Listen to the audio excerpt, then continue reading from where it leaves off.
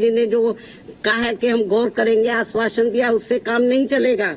तो इसलिए मेरा माननीय प्रधानमंत्री जी से भी यही कहना है कि यदि आपकी इन वर्गों के मामले में नीयत साफ है तो आप अपने और मामलों में तो समय से पहले हाउस बुला लेते हैं।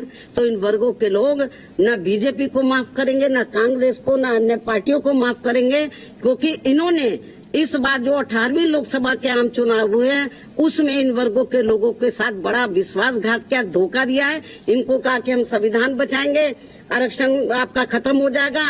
अब ये चुप क्यों है? तो लेकिन इससे साफ जाहिर है, ना ये संविधान को बचाने वाले हैं, ना आरक्षण को बचाने वाले हैं। अब ये समझ में नहीं आ रहा आरक्षण को लेकर, ये जो संविधान को दिखाते घूम रहे थे सभी पार्टियों के लोग, अब क्यों नहीं संविधान को दिखा रहे हैं? अब क्यों नहीं आरक्षण की बात कर रहे हैं? केवल कहने से थोड़ी ना काम चलेगा। जो सुप्रीम कोर्ट ने निर्णय दिया है, जब तक आप लोग पार्लियामेंट का सत्र जल्दी नहीं बुलाएंगे और इसके ऊपर संशोधन विधेयक नहीं लाएंगे, उसको पास नहीं कराएंगे, तो माननीय सुप्रीम कोर्ट का जो निर्णय 1 अगस्त को आया वो इम्प्लीमेंट रहेगा तब तक। तो जब तक तो बहुत नुकसान हो जाएगा इन वर्गों के लोगों को। ये मामला SC ST वर्गों से संबंधित है, इससे संबंधित सवाल पूछिए आप। ठीक है, धन्यवाद। अरे छोड़ो आप क्या जया बच्चन मतलब। बाकी जो पार्टियां चुप बैठी हुई हैं अपनी स्थिति स्पष्ट करें। चुनाव में तो ये बड़ी बड़ी बातें कर रहे थे, संविधान बचाने की, आरक्षण बचाने की।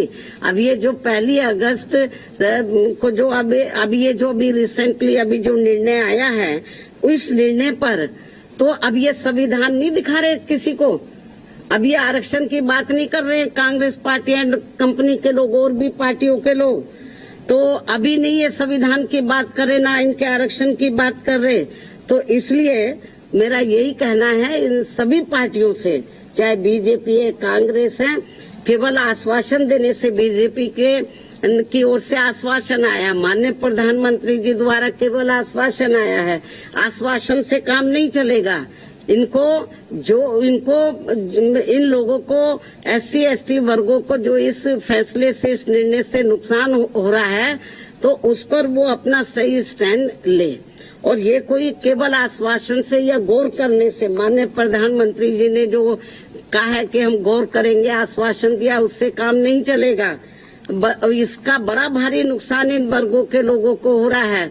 बेहतर तो यही होता कि कल जो इन्होंने 2-3 दिन पहले ही संसद के दोनों सत्र जो इन्होंने अनिश्चित काल के लिए स्थगित कर दिए हैं, बेहतर यही होता कि इसको ये अनिश्चित काल की बजाय तो ये थोड़े समय इसको ये नहीं करते, इसको कंटिन्यू रखते और 5-6 दिन के बाद पूरी तैयारी करके तो ये संशोधन विधेयक को ये पार्लियामेंट में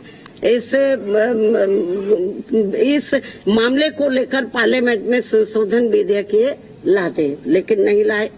तो इसलिए मेरा माननीय प्रधानमंत्री जी से भी यही कहना है कि यदि आपकी इन वर्गों के मामले में नीयत साफ है तो आप अपने और मामलों में तो समय से पहले हाउस बुला लेते हैं। तो आप कभी भी हाउस बुला सकते हैं, अपनी तैयारी करें। और ये जो 1 अगस्त 2024 को जो माननीय सुप्रीम कोर्ट का निर्णय आया है, तो इस निर्णय को निष्प्रभावी बनाएं, हाउस बुलाएं मतलब, और मालूम भी पड़ जाएगा कि हाउस में सभी दलों का क्या स्टैंड है। और मुझे क्या लगता है कि ये इनको जल्दी करना चाहिए, ये ठीक नहीं है।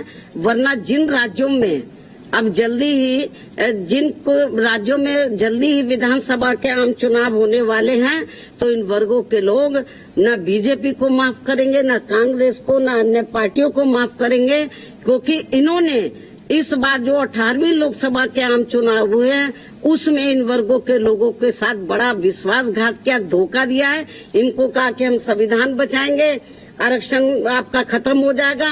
अब ये चुप क्यों हैं? अब ये लोग चुप क्यों हैं? तो लेकिन इससे साफ जाहिर है, ना ये संविधान को बचाने वाले हैं, ना आरक्षण को बचाने वाले हैं। अब ये समझ में नहीं आ रहा आरक्षण को लेकर, ये जो संविधान को दिखाते घूम रहे थे सभी पार्टियों के लोग, अब क्यों नहीं संविधान को दिखा रहे हैं? अब क्यों नहीं आरक्षण की बात कर रहे हैं कि इनका आरक्षण जो निष्प्रभावी हो गया है, तो इसको प्रभावी बनाने के लिए इनको पार्लियामेंट का सत्र जल्दी ही शॉर्ट नोटिस में इनको बुलाना चाहिए और अपनी स्थिति बीजेपी की सरकार को क्लियर करनी चाहिए और बाकी पार्टियों को भी अपना स्टैंड क्लियर करना चाहिए, क्योंकि ये कुछ जरूरी बातें बुलाने के कहने के लिए मैंने आज आप लोगों को तकलीफ दी है।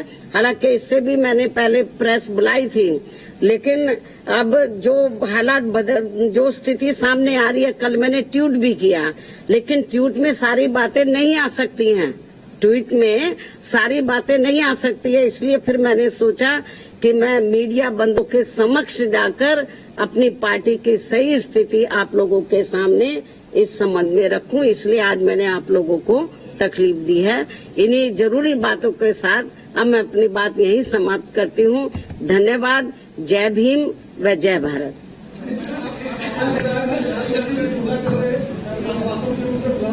इसका जवाब मैंने दे दिया है।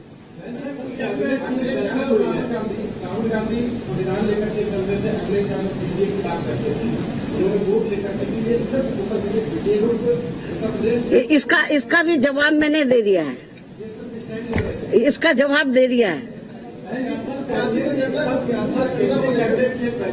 जाति जनगणना को लेकर हमने एक बार नहीं अनेकों बार कहा है कि केंद्र की सरकार की ये जिम्मेवारी बनती है।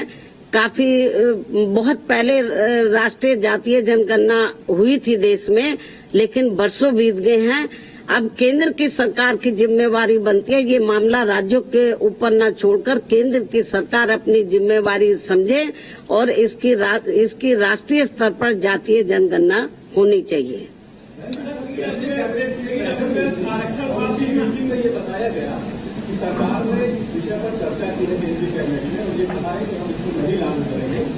केवल कहने से थोड़ी ना काम चलेगा। जो सुप्रीम कोर्ट ने निर्णय दिया है, जब तक आप लोग पार्लियामेंट का सत्र जल्दी नहीं बुलाएंगे और इसके ऊपर संशोधन विधेयक नहीं लाएंगे, उसको पास नहीं कराएंगे, तो माननीय सुप्रीम कोर्ट का जो निर्णय 1 अगस्त को आया वो इम्प्लीमेंट रहेगा तब तक। तो जब तक तो बहुत नुकसान हो जाएगा इन वर्गों के लोगों को। है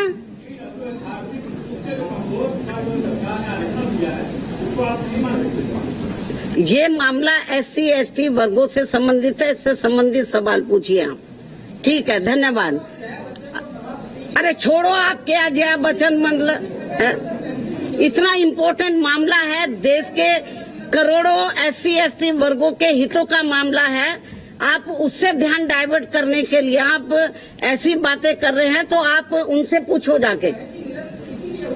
अब आप लोगों के लिए जल पानी का या लंच का जो भी अरेंजमेंट किया है, पिछली बार तो के लिए हम आपसे माफी चाहते हैं, क्योंकि समय बहुत कम था, तो हम आपकी खिदमत ज्यादा नहीं कर सके। लेकिन मैं तो बहुत कम प्रेस बुलाती हूँ, आप लोग सोचते हैं बहन जी जल्दी जल्दी नहीं बुलाती।